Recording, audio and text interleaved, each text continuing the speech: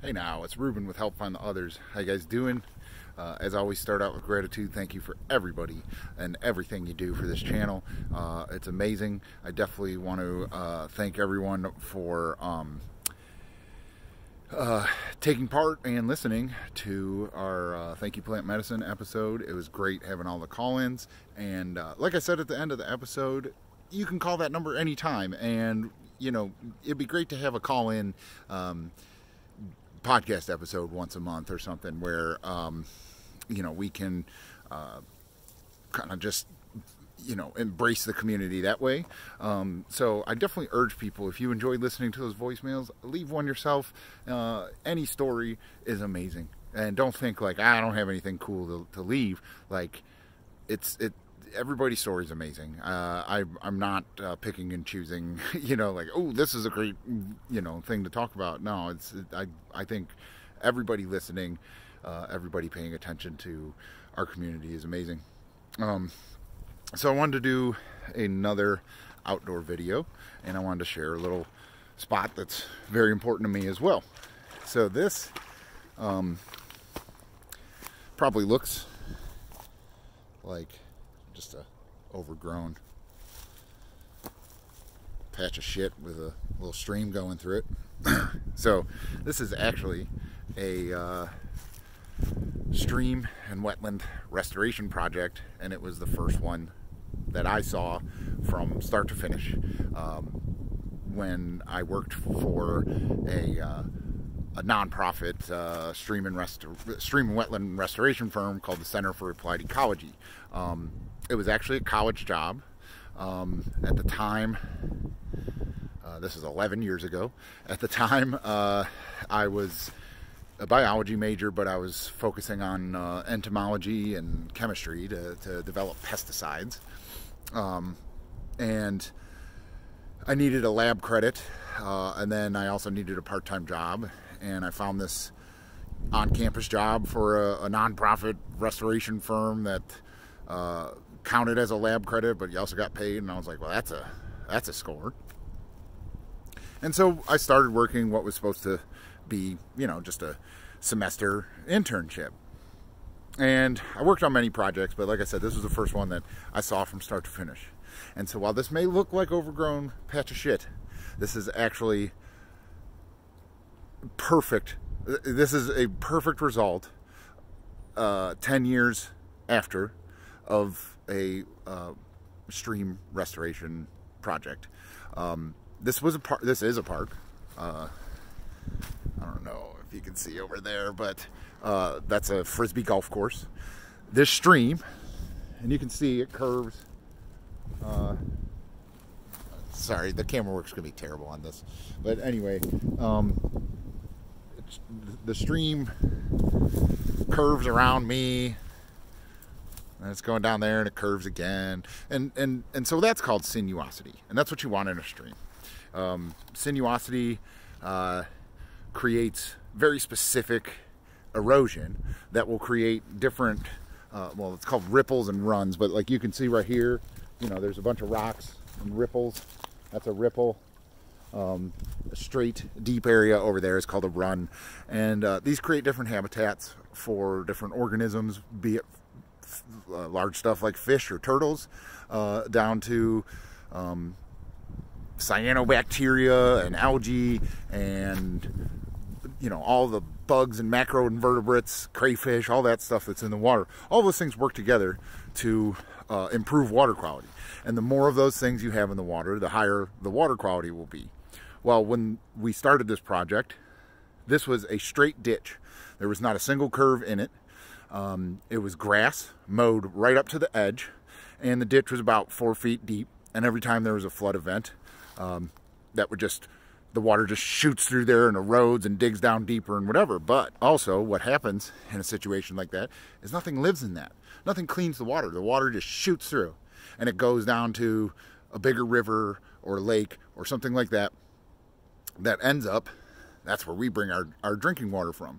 So we have to invest a lot of money to clean our drinking water because we don't manage our development to the point to preserve a naturalized stream like this. This is what the streams were always like until humans started, you know, building our subdivisions and destroying streams and filling them in with dirt and creating more erosion and mowing right up to it. So this whole forest here is the term for that is a riparian buffer, and that the trees and the plants in a riparian buffer also act as a filtration for the runoff that's going into the stream. So all of this, everything in here works like is improving water quality, and it's everything working together, and that's the ecology of it. But so anyway, sorry to go off on a stream tangent there, but to get back to my story, after working on this project all summer, and the next semester was starting, my term was up, and my supervisor was like, so hey, are you coming back, or are you just a one semester type of situation? And I was like, oh man, I'm definitely coming back, and I'm probably changing my major to ecology. Like, I've really dug, doing this work and learning about it and everything. And he said, yeah, you got that earth religion now. And I don't know, that can mean a lot of different things, and it probably means something different to him than what it's ended up meaning to me. But it's the earth religion is real, right? What is religion? Religion is it's belief in a higher power, right? And well, I guess that's spirituality, but it's faith and belief make up religion. And I believe that the ecology of forests like this are, it's a higher power, and we're part of that. Just like I said, there's all the different organisms in here that are doing their part to clean the water and to create habitat for wildlife, and just everything's part of the big picture. We're part of that too. For as destructive as we might be, that we made the problem in the first place, the fact that we can fix the problem shows that that's our place in all of this, right?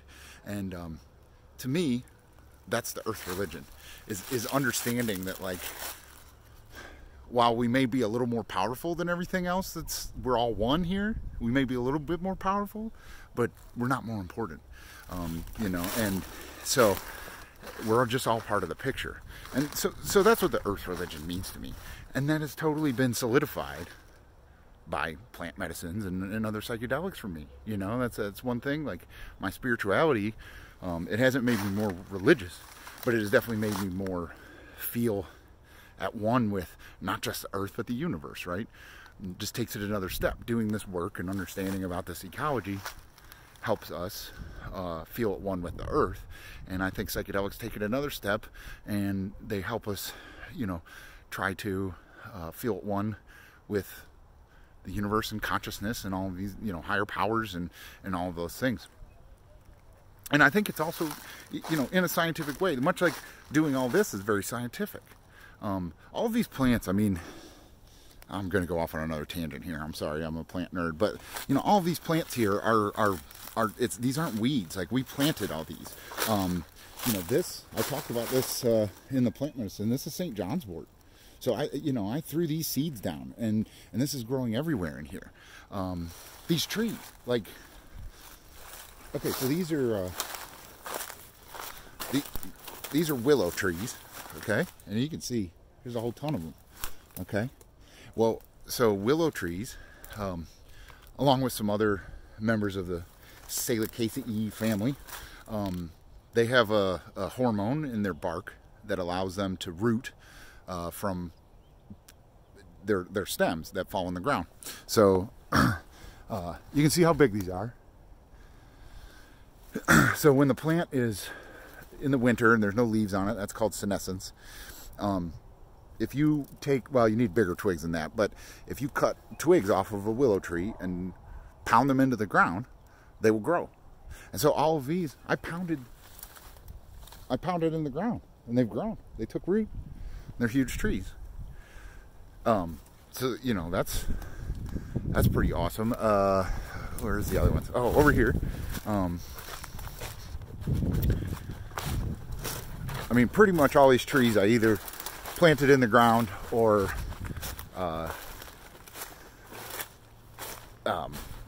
had seed for them. Okay, so these, I don't know if you guys have ever seen these trees before. They're sycamore trees.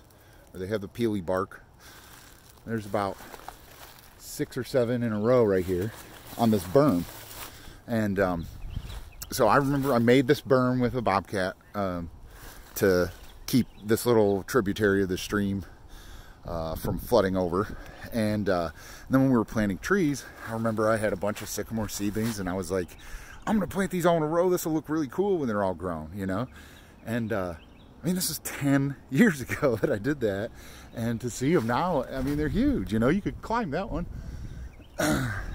So it's pretty awesome. And that reminds me of you know, I think it's an old Chinese proverb of a society grows strong when men plant trees in which the shade they know they will never sit, I think is how it goes. Anyway, you know, I mean, there's no leaves right now, there's no shade, but I would be sitting in the shade of them right now. So to get that opportunity is great, and you know, to share it with you guys is great too. So I'm really, I'm geeked out right now. I wish it was summer and I could, you know, go through all the other plants that aren't growing right now and all the flowers and bugs that would be in here and stuff. But yeah, I don't know where I was going with the earth religion stuff, but it makes me think about, you know, how I always say that psychedelics, right, are the middle ground between science and spirituality. And you know, the roots for that philosophy were laid right here when I was doing this work. That, you know, I don't know, like doing this and then seeing that it worked, it solidifies your like place in the world. And psychedelics, you know, gave me the calling to start reaching out and helping find the others, and to see how our community has grown.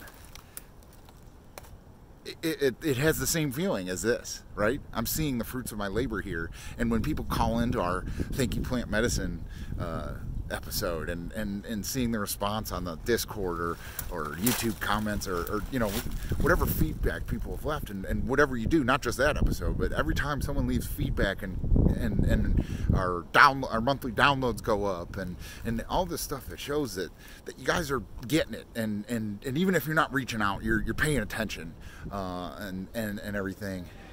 I don't know. It's kind of the same feeling. It solidifies my place in the universe, you know. This place solidifies my place in the earth. And then, you know, the whole thing with psychedelics takes it a step further. And I'm not saying that, you know, psychedelics are a new religion, but they're part of the earth religion. They're just the universe religion. They're the consciousness religion. You know, it's like if you're into psychedelics, you worship consciousness, right? You know, and you know, it's unfortunate. Like this ties science to earth, right? I really wish we get to a point where psychedelics help tie science to spirituality, because you know, I've been listening to a lot of podcasts lately where people are talking about well, there's a guy on Joe Rogan the other day, a physicist, who is like, you know, saying that he thinks because of the science, you know, there's no way for physics to prove that there's any consciousness after your brain dies. It's like, yeah, you just haven't found that proof yet, but that doesn't mean that you can say there isn't. And psychedelics, I think, have that faith in that there's something after, you know, that consciousness can't just go away. The consciousness is more precious than just electrical stuff in our brains, you know. So I don't know if that made sense. Whatever, I'll post it anyway. I mainly just wanted to share this place with you guys. I mean, I'm geeking out. Like, this is, like I said, I remember planting those trees behind me, but you know, all these plants. Let me find some others real quick before I go. This is a buckeye. So this was definitely one that we planted seeds. so they aren't growing. You know, the ones that were seeds aren't growing as quick. Oh, over here we got another kind of tree bush thing. This is silky dogwood with the red stems. So we would have staked that the same way as the willows I was talking about. Like even these, like it's just a dead thing, but like these are a kind of sunflower that we planted. You know, there's some weeds that have come in, but for the most part, all of these plants that have made up this entire area and the ecology of this, like I did, and to see it, I mean, this is, you know, you get the same thing, right? When you plant your garden, and then that first dinner you get where you're like, I grew all this food, like it's great. And so this is a garden too. It's just it takes 10 years, you know, to even like see the fruits of your labor, and to see how awesome it is. You know, but it's kind of that same feeling. Like, I'm like, oh my God, you know, and it's this public park. Like, I'm hoping people, I don't see much trash or anything in here, so I'm hoping people come in here and just like chill maybe, or smoke some weed, or do some mushrooms. I don't know. I hope we've created that kind of environment for this public park. Oh, this stuff, I planted that. That's not bamboo, that is called river cane. So I planted all that, and it's like taken off all over around here. God, it's awesome. All right, sorry to geek out. I don't know. I hope you guys enjoyed that. I know it was rambly and maybe didn't make any sense, but that's all I got for today.